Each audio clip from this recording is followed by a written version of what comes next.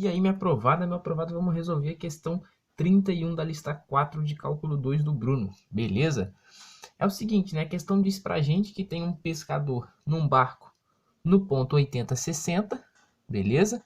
Ele se dirige a uma boia, né, que está na origem, ou seja, o ponto que eu denotei como P0, 00, e o outro ponto é o P 8060, beleza? Ele se dirige, né, à origem, ou seja, se move na direção da origem. Aqui eu peguei o vetor, né, que liga o pescador, né, na direção da boia, né, que fica na origem. Beleza? E a questão pede para a gente, né, se conforme o pescador, que está aqui no ponto P, se dirige na direção da boia, ou seja, no sentido da origem, a água embaixo dele está aumentando de profundidade ou está diminuindo, né? E a questão, né, dá essa função aqui, né, que modela para a gente a profundidade desse lago. Tranquilo?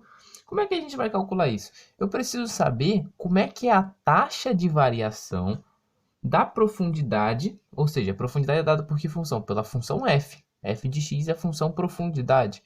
Então eu preciso saber a taxa de variação da profundidade na direção do vetor que aponta no sentido da boia. Isso lembra para a gente o quê? Derivada direcional. Derivada não é taxa de variação? Ou seja, taxa de variação de uma grandeza que é a profundidade na direção de um vetor. Derivada direcional. Beleza? E como é que é a nossa expressão, né, para a derivada direcional?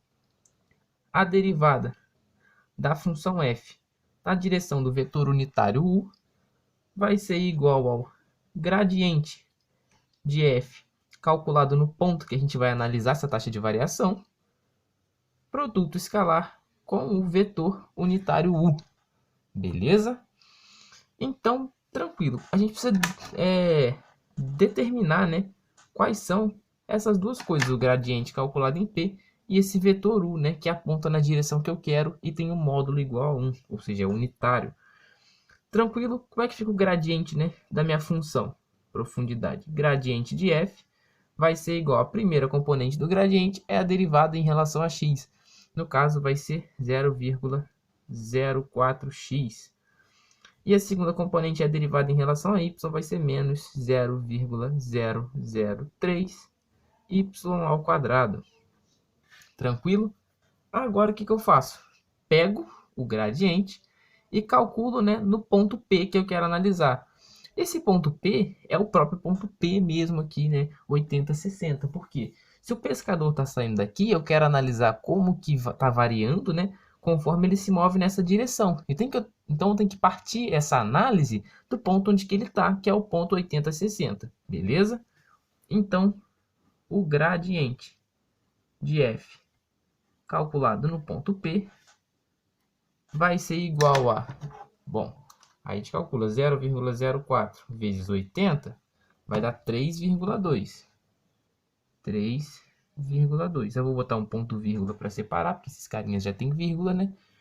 E eu vou ter, bom, menos 0,003 vezes o y. O y é quem? 60. 60 ao quadrado vai ser menos 10,8.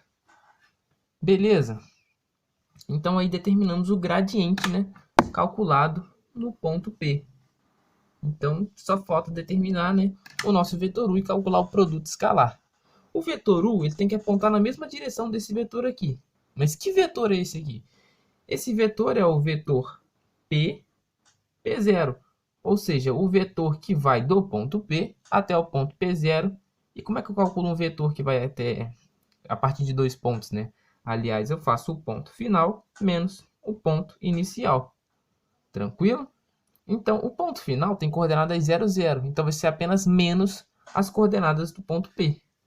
Ou seja, menos 80 menos 60.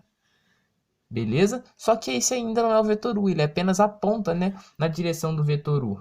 Para eu montar o vetor U, que aponta na mesma direção do vetor P, P0, eu preciso o quê? Dividir o vetor P, P0 pelo seu módulo. Lembra que quando eu divido um vetor, né, pelo seu próprio módulo, eu obtenho um vetor unitário, que aponta na mesma direção, né? É apenas um múltiplo escalar dele. Então, o vetor U vai ser o vetor P, P0 dividido pelo módulo do próprio vetor PP0. Beleza? Então essa aqui, né, é a definição de como eu consigo um vetor unitário a partir de um vetor que eu já tenho aqui. O módulo de P0 vai ser igual a raiz quadrada da soma das suas componentes ao quadrado. Ou seja, a raiz quadrada da soma de menos 80 ao quadrado, menos 60 ao quadrado. Isso aqui vai dar raiz de 10.000, que é 10 à quarta. Raiz de 10 à quarta é igual a 10 ao quadrado, que é igual a 100. Beleza? Esse aqui é o módulo. Então, eu pego cada componente do vetor PP0, que eu já calculei, divido pelo seu módulo. O meu vetor U, ele vai ser igual a menos 80 sobre 100, dá menos 0,8. E menos 60 sobre 100, menos 0,6. Tranquilo? Se a gente calcular aqui, né, a gente vai ver que o módulo vai ser igual a 1, que vai dar 0,36, aqui 0,64, né, elevado ao quadrado, soma dá 1, tira a raiz, raiz de 1 é 1. Tranquilo? Então, eu obtive meu vetor aqui, unitário, que aponta na mesma direção deste vetor aqui. Beleza? Ele apenas tem um tamanho reduzido. Esse vetor U seria desse tamanhozinho assim, mais ou menos, ó. Aqui seria o meu U. Beleza? Só para representar basicamente o que ele significa, mas aponta na mesma direção.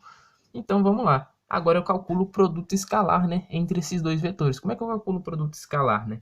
Ou seja, o gradiente de F calculado em P, produto escalar com o vetor U. Eu faço o quê? Multiplico a primeira componente do gradiente, 3,2, pela primeira componente do vetor U, menos 0,8. E somo com a segunda componente do gradiente, menos 10,8, vezes a segunda componente do vetor U, menos 0,6. Beleza? Calculando isso aqui, a gente vai ter 3,2 vezes menos 0,8, vai dar menos 2,56. Aqui menos com menos dá mais, né? Eu vou ter 10,8 vezes 0,6, 6,48. Ou seja, a minha derivada direcional da F no vetor U, na direção do vetor U, né, vai ser igual a 3,92, né? Mais 3,92. Mais 3,92 o quê? O que eu estou analisando? A taxa de variação, né, da profundidade por metro navegado. Ou seja, seria metro de profundidade por metro navegado, que é basicamente, né? Basicamente não é exatamente o que eu estou calculando. Eu quero saber quantos metros de profundidade vão variar para cada metro navegado, né, na direção deste vetor U. Beleza? Então é o seguinte, a resposta a ser dada é: a profundidade aumenta ou a profundidade diminui? A gente vê que pelo sinal da derivada, a profundidade aumenta. E aumenta a uma taxa de 3,92 metros, ou seja, metros no sentido do eixo Z de profundidade, por metro navegado, nesta direção aqui, ó. Cada metro que o pescador navega nessa direção, abaixo dele vai surgindo, né, mais 3,92 metros de profundidade. Tranquilo? Então, usando aí a noção de derivada direcional, a gente consegue, né, responder a essa pergunta. Show de bola? Eu viro que não tem mistério, né? Bem tranquilo. É só basicamente interpretar o problema e ver qual ferramenta, né, do cálculo a gente vai usar. Show de bola?